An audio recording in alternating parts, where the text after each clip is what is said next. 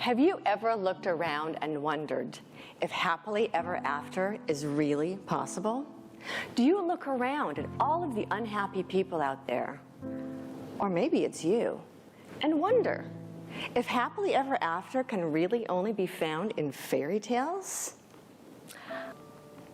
I'm here to let you know that happily ever after is possible. As you heard, I was born in a polygamist cult.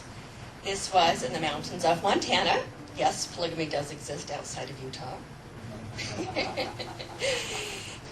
And in this community that I was raised in, I was raised with a dogma that was extremely fear-based.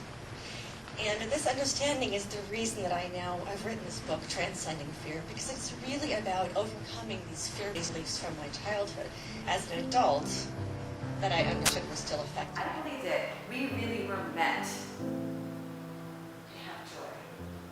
And how many of you have heard that saying, life is that we might have joy?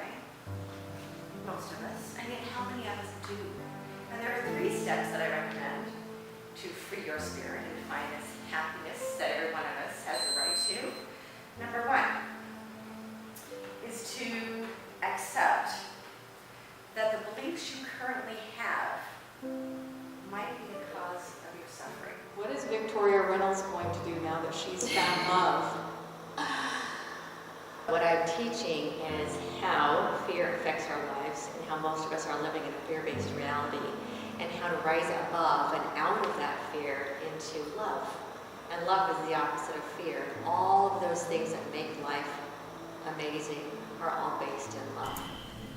The one thing that I want to say to every one of you is that your worth and your value, personally, has nothing to do with the amount of money that you make.